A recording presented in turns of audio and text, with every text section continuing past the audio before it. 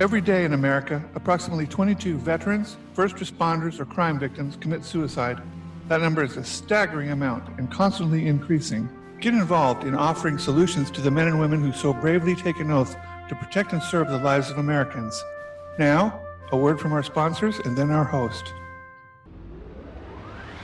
This show is brought to you by the Spectrum Firm Incorporated, a helping hand on the FCC highway. The Spectrum Firm specializes in FCC licensing, related engineering, and project management support in the private wireless industry. For more information, call 858-484-8502 at www.thespectrumfirm.com.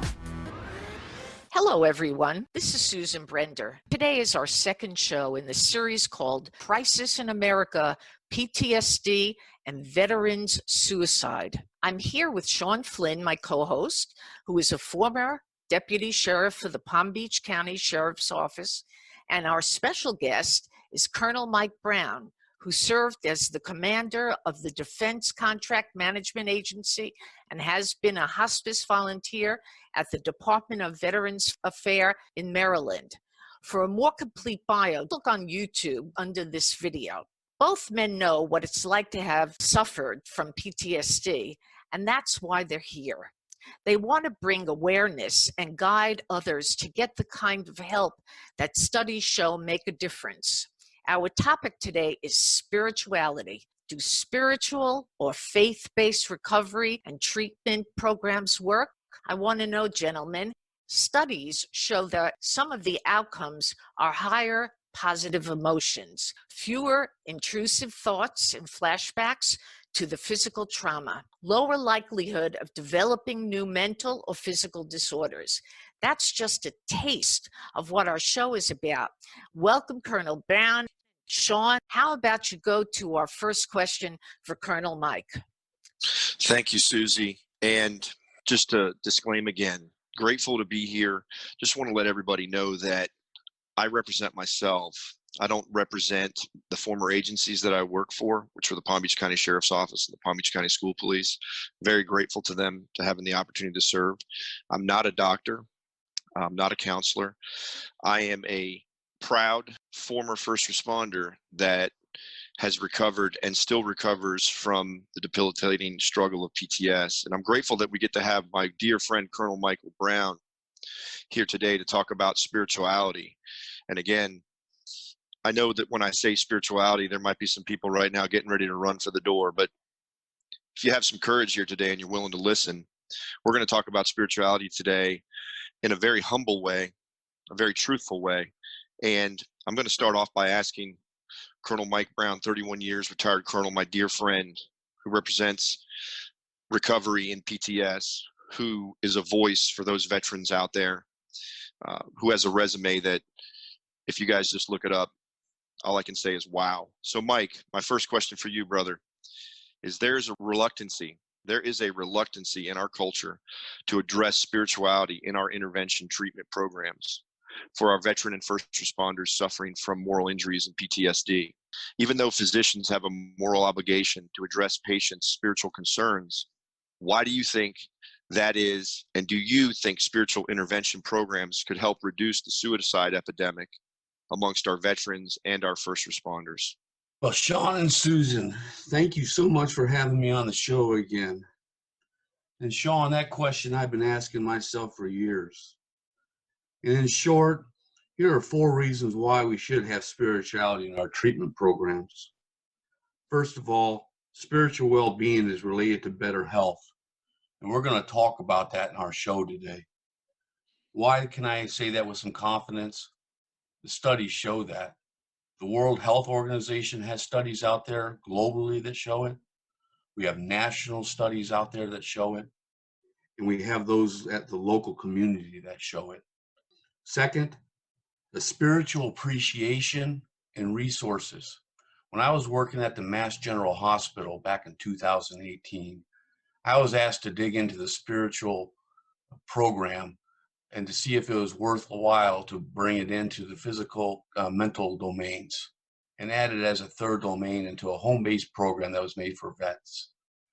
And it was curious to my knowledge that I found out spiritual accreditation is a part of an overall hospital accreditation. That's my second point. It's a part of a hospital's accreditation. It's mandated.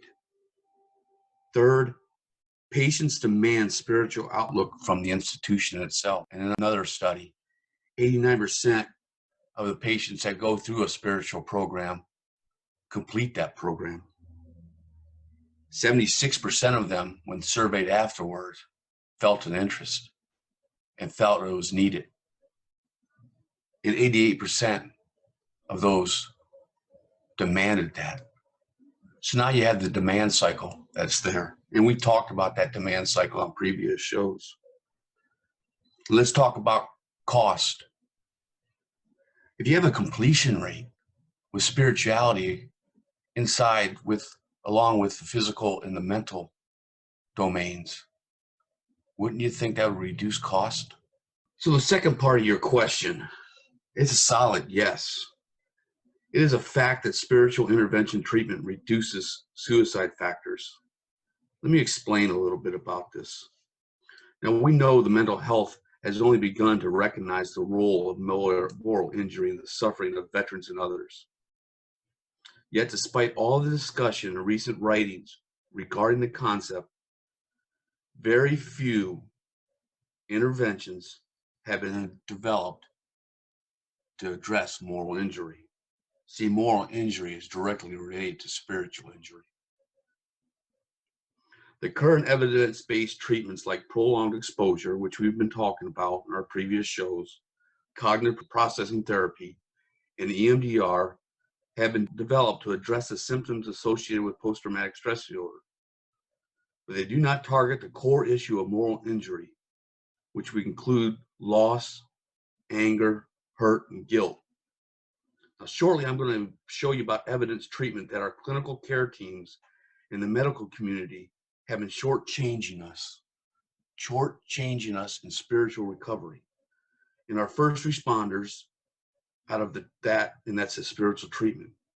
See, for us to assist those veterans and first responders, Sean and Susie, with moral injury and PTSD to heal, we must know what we're treating, and we must appropriate the proper intervention, or we risk making moral injury worse. Now, for the past several shows, we discussed the fact that most clinical care teams, and we showed that in our last previous show, so I'm not going over the stats, they do not have the proper training on the well-studied intervention programs. And so instead of helping our veterans and first responders, they are further injuring them. Also, key, America is not getting these intervention programs down to the local and rural communities, therefore neglecting our veterans and first responders. And I'll never stop saying this, and these are the big numbers, Susie and Sean, and the audience needs to understand this, because this is at the heart of the show of why the mental and the physical is just not getting to it for the treatments. This is why we're going to talk about spirituality today. This explains the 22 suicides a day, one suicide every 65 seconds, over 6,000 suicides a year for the last 12 years, and over 66,000 suicides since 2008. 20 to 30% success rate when you only have physical and mental being addressed. We're talking about spirituality today. If you're only having a 20 to 30% success rate, why aren't you asking for spirituality to be included in treatment plans? So let's deep dive into your questions, Sean and Susie, something that should not be controversial. However, sadly, our medical community and largely our culture has made it so. And that is spiritual wellness, spiritual healing, spiritual treatment, or whatever you want to call it, in the treatment of our vets and first responders with PTSD and moral injury. I'm going to dive into this very quickly, this question for you, Colonel. Before you go any further, can you define some terms on spirituality in terms of healing? Susan, that's great. And I'm glad you asked that, because there's a lot of confusion. You know, when Sean said people are starting to run for the doors, I surely hope not. I hope you're listening with a key key sense right now with an open mind and being objective, because this is a serious topic. Suicide epidemic is serious, but I think the definitions are sometimes skewed in the eye of the beholder. You haven't heard me talk about one thing about religion, because we're not talking about religion. So I'm going to define you spirituality from the best definition I could find from an Australian Army padre, is what they call them. Soldiers, what we call them. They call them padres. And this padre defines spirituality as this. Spirituality is the individual seeks and expresses meaning and purpose in the way they express their connection to the God of their understanding, to the moment, to self, to others, to nature, or to something they hold sacred. That's the definition of spirituality that we're going to use today. Here's 3 risks that are involved in spirituality from the mental health perspective, moral injury that we see. 1, spiritual concern. The next is spiritual distress. And the next is spiritual despair. Spiritual concern is when the potential disruption of one's beliefs, assumptions, or values occurs in relationship to the definition I just explained. So it's a disruption to it. Spiritual distress is once there is the disruption actually occurs. So you have concern is when a potential. The next is when it's a distress, it actually has happened. Let me tell you about a distress and give you an example. In my early days as a young captain in the United States Army, I was sent to Bosnia. And this happened to me, my first incident of spiritual distress, when I was placed into a situation where I saw genocide, crimes against humanity, partially buried graves, unearthed graves. Here I lost sense of humanity. This would be an example of spiritual distress. Spiritual despair is the dissolution and disintegration of one's source of meaning and hope, leading to one's feeling of little to no hope or resolution. This is straight out of the book of PTSD and war, or on the battlefield of the streets like Sean's been in. Murder, rape, torture, killings, indiscriminate killings, witnessing of your own friends dying. This is the despair. So we'll talk about that here shortly. But these are the things in the definition book that you need to be aware of when we talk spirituality. It's not religion. It's a connection to what you hold sacred.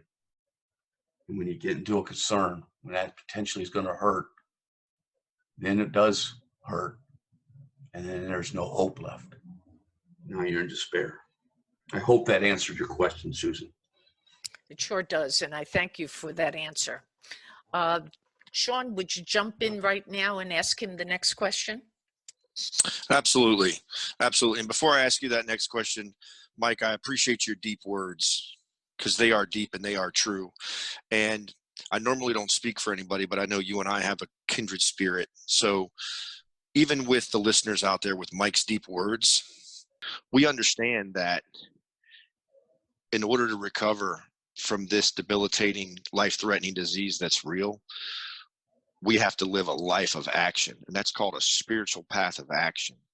And I just want the listeners to hear that, but I'm going to get into the next step here. So today you get to hear a former first responder who qualifies for PTSD and for all the other disorders that came as a result of this. You get to hear a colonel who qualifies for the same thing. And you get to hear us talk courageously about spirituality and about recovery and about how we're actually living a spiritual life now, a spiritual path of action.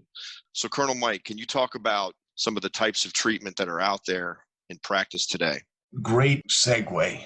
And this is where the proof is in the pudding. Some will say spirituality has no place in the healing process for vets and first responders. That's not true. In fact, the studies show it's not true. I think we have a cultural difference here of opinion. Early as 2019 and as late as the 1990s, this has been studied over and over and over. And there are types of treatments out there today. Existing evidence-based treatments for post-traumatic stress disorder and moral injury. Existing evidence-based treatments for PTSD, while effective for many fear-based traumas, do not sufficiently target the unique psychological wounds stemming from combat, specifically moral injury and traumatic loss. The experience of moral injury and loss cause deeply complex challenges across multiple domains: behavioral, biological, cognitive, social, and spiritual, in ways that are significantly different from danger-based harms. Here's the treatment, Sean. Adaptive disclosure is a new psychotherapy was specifically designed to address this gap in treatment and help service members, veterans, and first responders begin the process of healing from combat stress and trauma. So what is adaptive disclosure? It focuses on three most injurious combat and operational experiences: life-threatening trauma, traumatic loss, and moral injury. Individuals' interventions that integrate emotionally focused experiential strategies with elements of cognitive behavioral therapy. Let me give you an example. When I was out west doing some of my field research, I was in a treatment center for very disturbed combat vets, a lockdown. And you know what a lockdown is, Sean. Very disturbed with PTSD. And a young man, sergeant from Montana, came up to me and showed me a picture of his two kids and his wife. And I asked him about it. And he had shame and he had guilt. I asked, what's causing all this guilt and what's causing all this shame? And I'll give you his response. From the moment I realized there were dead women and children, I was horrified, numb, just struggling to grasp. When you realize you killed women and children, devastating doesn't even begin to describe it. And I feel like I can't fix it.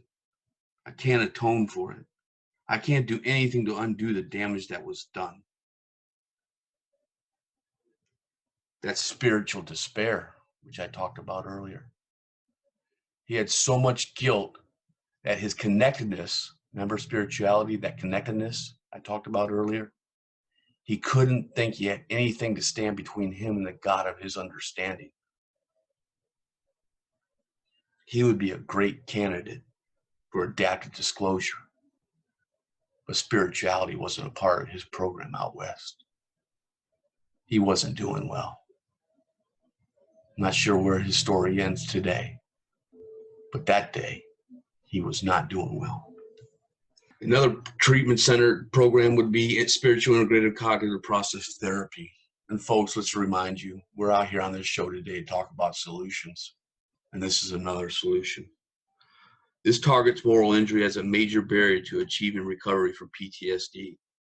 It targets moral injury by challenging erroneous interpretations of trauma, by focusing on cognitive restructuring, using the client's spiritual to challenge maladapting thinking behaviors. So here's what happens.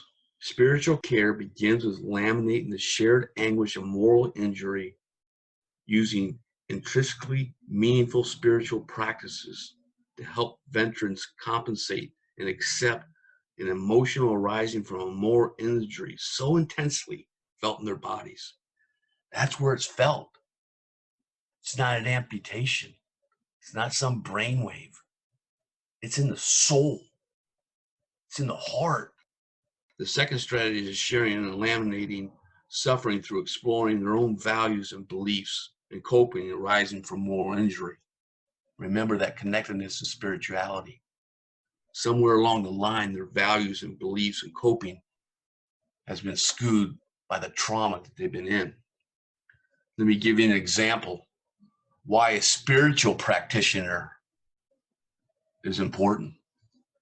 See, the role of a spiritual practitioner, one that's trained and accredited professional who acts on part of or on behalf of a religious organization, is pivotal in an integrated team. This is partially because of their specialized academic training and experience in the history and practice of spirituality within a faith. It's a one-on-one within the faith of that individual. This training allows practitioners to be able to place the expressed or assess spiritual concerns of veterans and first responders in a deeper context. See, most spiritual practitioners also, this is what I love. See, they also, you knew this growing up, they live within the community of that veteran, which is so important. We have such a challenge today, and we've talked about this too, of getting treatment down to the community and local level. We do a fair job, maybe even better, getting it to Super Bowl cities in these large metropolitan areas. But when that treatment's done, we send them back home, and there's a lack of resources. Spirituality in the spiritual community resides right in their hometowns.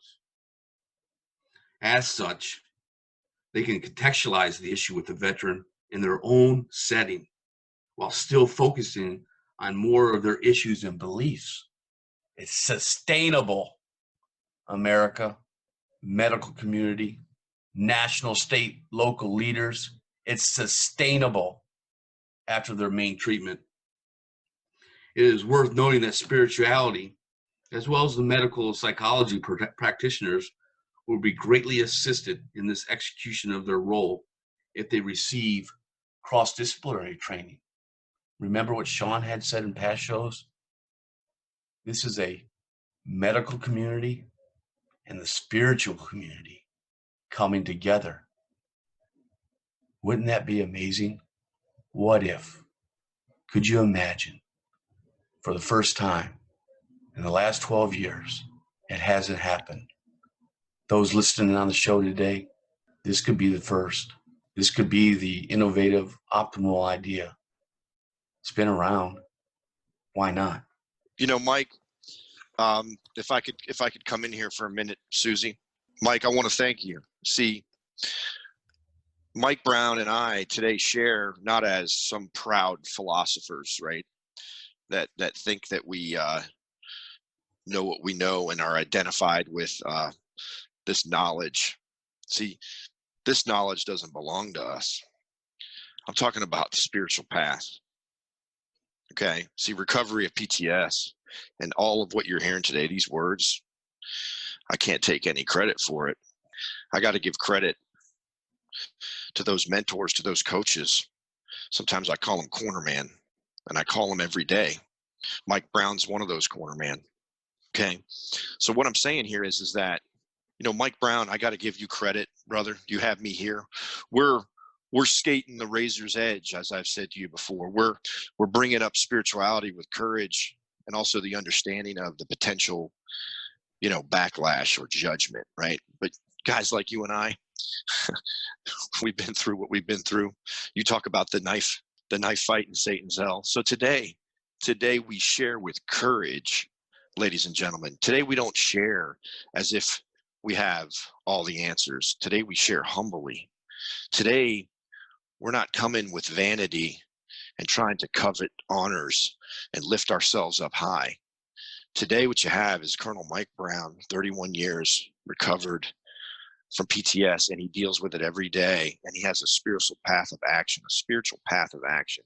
And I will say, and I will share humbly, and I will walk through the fear right now of being judged or being shamed or being questioned, to share that today we're talking about getting a message out that could save lives. Now, those out there listening, first responders that can feel this reflection, number one, you're our first priority.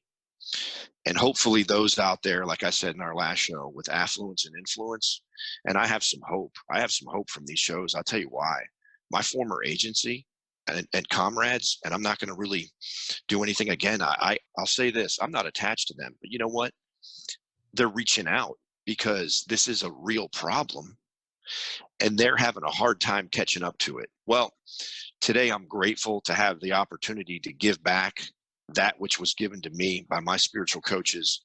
And my journey is going to be never ending, but I'm just happy to be able to share today. And I think we have another question for Colonel Mike Brown, and I'll let you, Susie, go ahead and interject here. Yeah, thank you both for really giving us so much information and providing the veterans the idea that spirituality reduces stress, reduces depression, anxiety, and there are so many other things that it does. Now, Mike, you had a very interesting experience from our last show with regards to the veterans trying to seek access to medical and spiritual care inpatient during the COVID-19 crisis. Would you mind sharing that with us? Now, also walk them through the story and then how once a vet was at McLean Hospital in Belmont, Massachusetts, they were all well received and went through the 3 stages of treatment: safety, mourning, and reconnection to aftercare. And for the military and the veteran, a program at McLean Hospital that understands that police, active military, and other first responders endure unique on-duty and personal stresses, and also face many obstacles in seeking help. In fact, they have a program that you'll tell our audience about, which is called LEADER, which stands for Law Enforcement Active Duty Emergency Responder Program, that provides specialized mental health and addiction services designed specifically for men and women in uniform. Program focuses on what? Tell us, and let our audience know what you think about this, Mike. Susan, thanks for bringing that up. One would say that was a spiritual experience for me, to get a phone call from a vet in distress, not a spiritual distress, but in distress of frustration. Pandemic has, in my opinion, has forgotten some people, has left some people out, has put rules and regulations in place that have subjected some people to undue stress or de-stress. And this vet was one of them. The vet has been suffering from PTSD, substance abuse, anger, isolation, you name it, same symptoms we've been talking about. But he's decided to turn his way and go into a mental health facility. And to do so, the requirements are, most folks know in America, if you don't, the requirements are you have to go in through an emergency room. Well, as he was processing himself through the emergency room, he got turned back because he had to call in first. Imagine that, calling to go into an emergency room. Well, once he got that clearance, mind you, he was intoxicated at this time, highly intoxicated. Suicidal was in his background, and reached out to me. I said, well, you're going to have to guide yourself through this. So he did.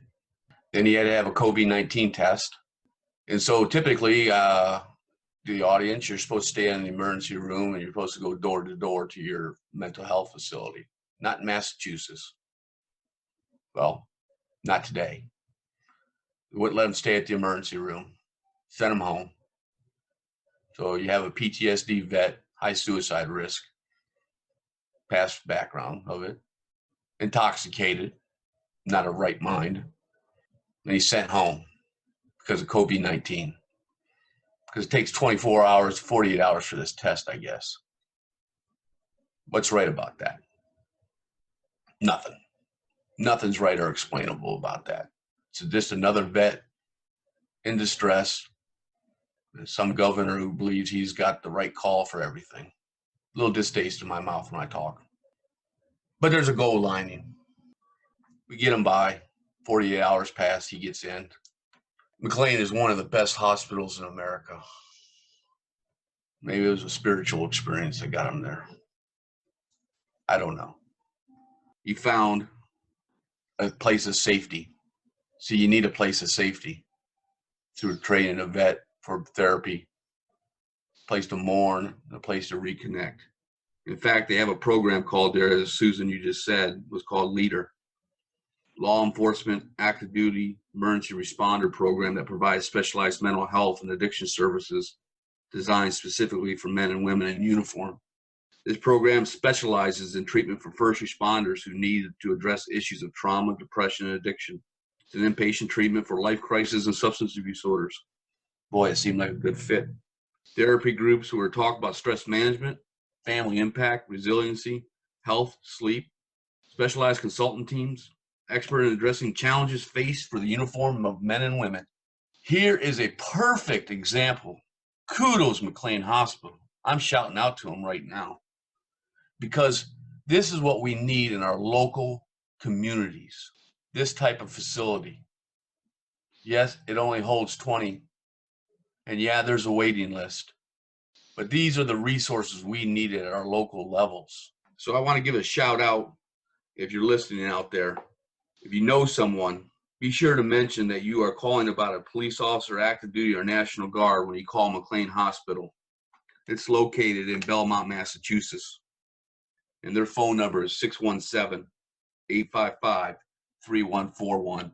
If you know someone out there in uniform, men or women in uniform, you're looking for them a place to grow from PTSD and moral injury, need some help, reach out to McLean Hospital Leader Program.